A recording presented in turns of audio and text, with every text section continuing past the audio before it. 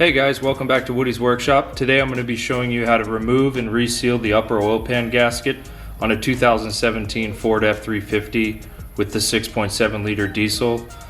My previous video I showed you how to remove the transmission. That is a prerequisite to being able to perform this job.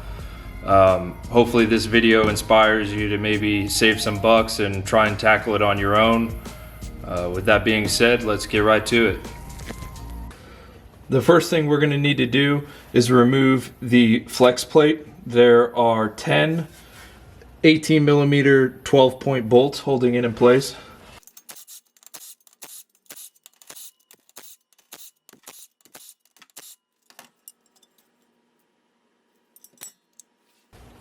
You don't want to mess with this. This is your tone ring for your crankshaft sensor, so you need to make sure this stays in place.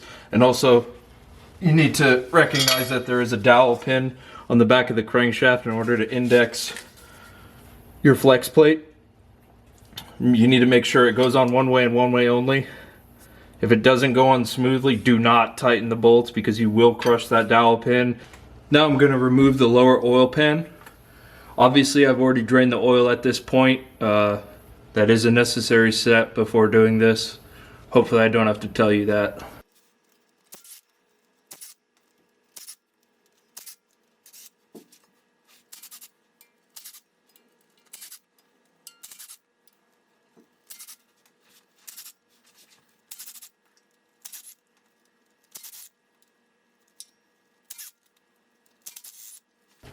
Okay, once you get all the 10 millimeter bolts removed from the lower oil pan, you will need to use a flathead screwdriver or pry bar in order to separate it from the upper oil pan.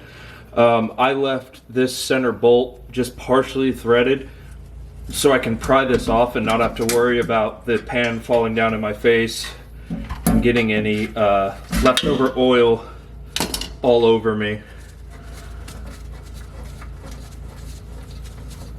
I can just take that bolt out, and there we go. There is a little bit of residual oil in that pan, so just let that set off to the side and let it drain. So back at the front of the truck, we're going to need to disconnect this coolant line right here and right here in order to be able to remove the oil cooler from the driver's side of the upper oil pan. Okay, so now that we've got the coolant feed line to the oil cooler disconnected at the front of the truck, we come back to the driver's side rear of the upper oil pan, which is where your oil cooler is mounted. You're going to need to squeeze this clamp with some pliers, raise it up and remove this line, and then you can go ahead and remove the actual oil cooler itself. There are 7 8 millimeter bolts holding it onto the side of the upper oil pan.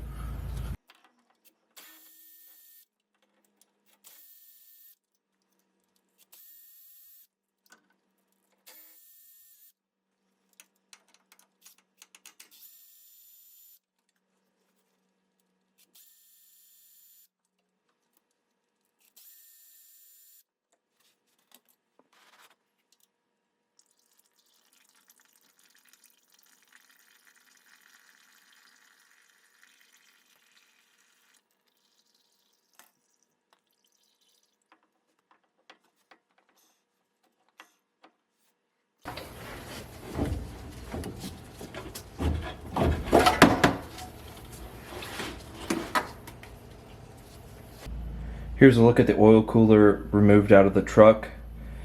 Here is the oil feed line we disconnected at the front. It goes up over the frame. And then here's the actual oil cooler and the 7 8 millimeter bolts. I'm now back at the front of the truck.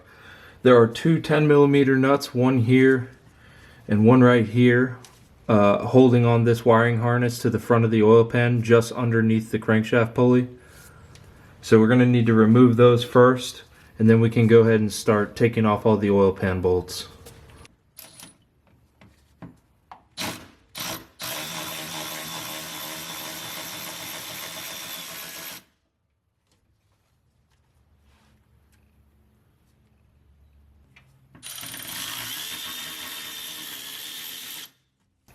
Once you remove the 10 millimeter nut, there will be a 13 millimeter underneath that removes the entire bolt, so it's not in your way when you're lowering the upper oil pan out.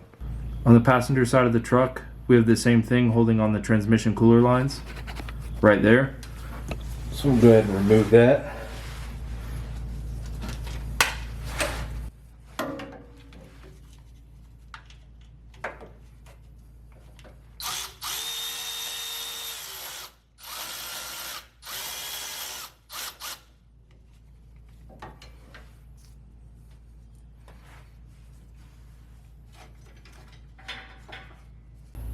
So now we're ready to start removing the 10 millimeter oil pan bolts. Inside the lower oil pan area, there are 8 bolts. 1, 2, 3, 4, 5, 6, 7 right there. 7 is right there. And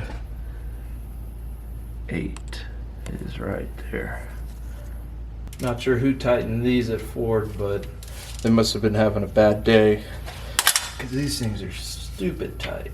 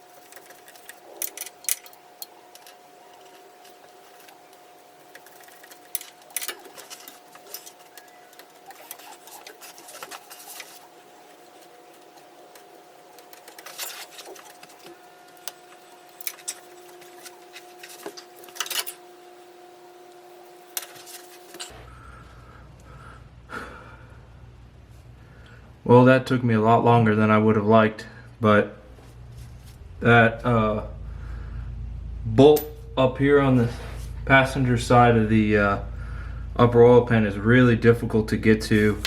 You're gonna need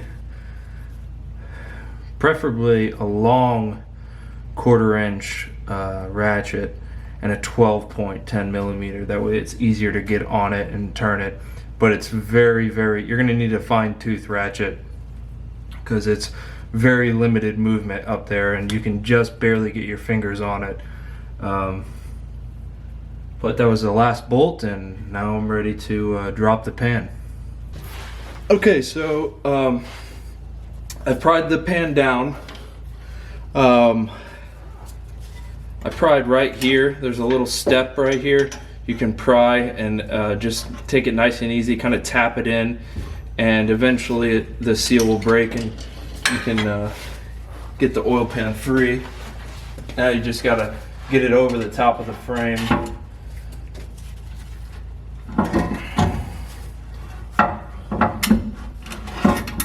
There it is. And this is a pretty heavy oil pan.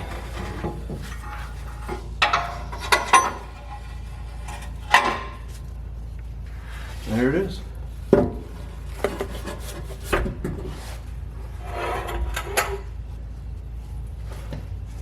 Alright, so I've got the oil pan removed now.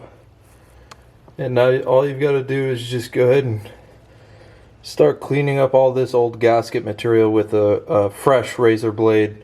I should have taken the dipstick out, so I'll probably go up top and pop that out now. But it's ready to be prepped. Just make sure it's nice and clean. I'm going to let the engine drip overnight so I don't have any oil running down when I'm trying to reseal the new pan. So I will see you tomorrow. So here's a look at the engine block all cleaned up. You are going to need to use Motorcraft metal surface prep wipes on the mating surfaces. Wherever the silicone touches, you're going to want to wipe it down with those wipes. They're very expensive, so if you have some type of connection at a Ford dealership, you can maybe just get a couple, like I was able to do. You do want to let the engine drip dry, like I said, because you don't want to have any oil drips running down the side of the engine block and getting between your silicone and your mating surface when you're bonding the pan to the engine block.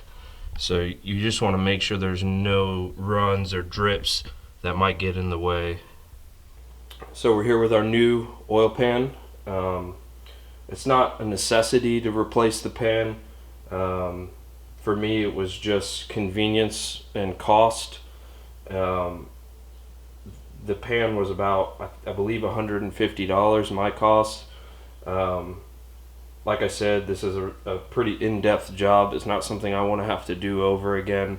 So for me, it just made sense to purchase a brand new pan. That may not be the same case for you, but for me it was. These are the metal surface prep wipes that you're going to want to use.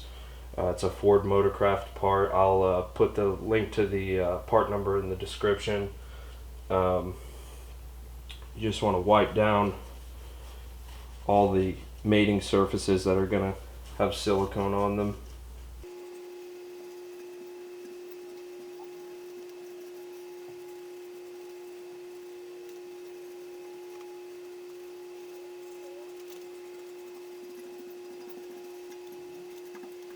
One additional thing I forgot to mention is you're going to want to remove these studs, the two in the front of the pan and the one on the side closest to the front. This one here you're going to want to leave. It's not super accessible once you get the pan in the truck. The frame sits very close to this stud, so it's pretty much not accessible. So you're going to need to leave that one in place.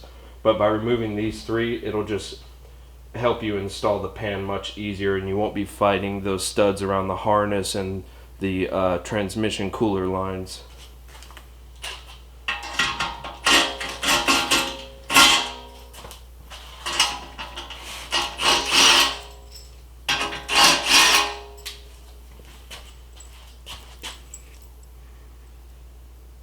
Okay, so now we're ready to lay out our silicone on our upper oil pan. We're going to be using the Ford Motorcraft gray 7.3 diesel silicone. It is kind of a time sensitive matter. You've really only got 10 minutes once you lay out your silicone to get it mated to the engine and torqued. So if you are by yourself like I am, it can be kind of a tricky process. So I would just recommend, laying out the tools you're going to need on the ground prior, and maybe even running through a couple test runs to make sure you got your process down as far as getting the pan over the frame and up to the engine block. It can be kind of tricky, so I'm going to do my best to set the camera up and hopefully be able to capture as much as possible. So let's go ahead and do it.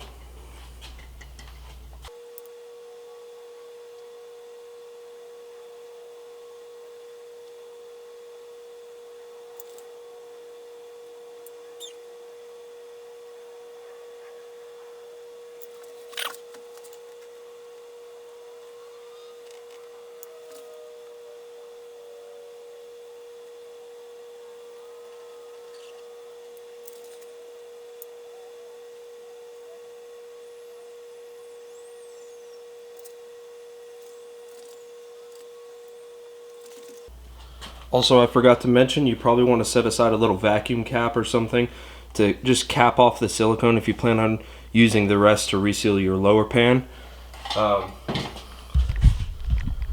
So this is what it looks like with all the silicone loaded up onto the pan.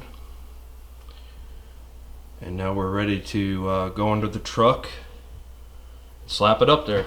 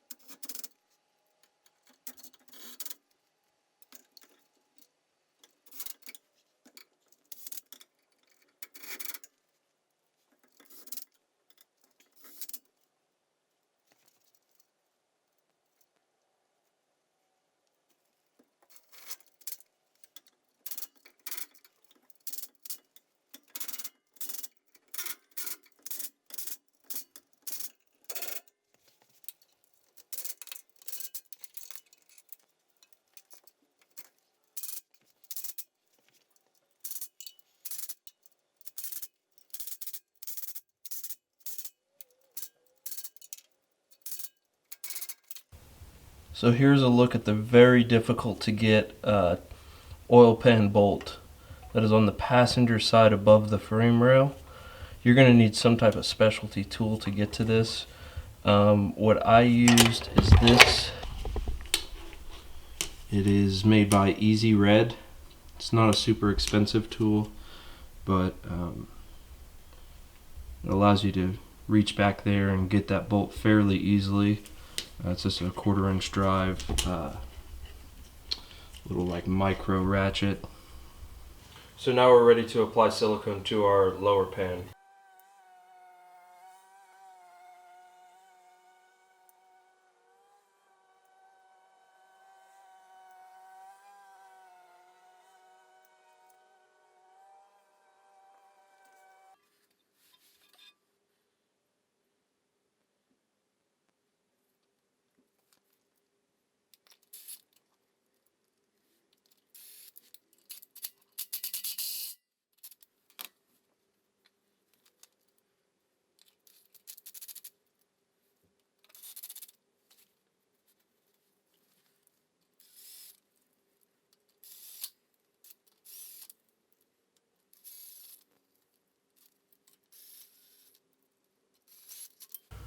Alright, so I've got the lower pan installed. At this point I'm ready to put the flex plate back on and proceed to reinstall the transmission.